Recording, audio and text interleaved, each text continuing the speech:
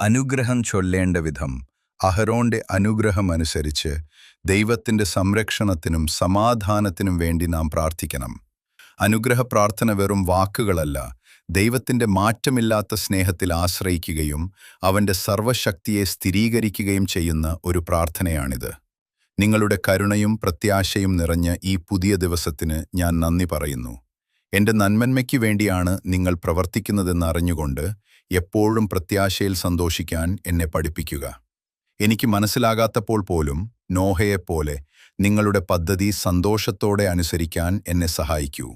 ഭയമോ പരാതിയോ ഇല്ലാതെ എല്ലാ പരീക്ഷണങ്ങളും സഹിക്കാനുള്ള ക്ഷമ എനിക്ക് നൽകൂ.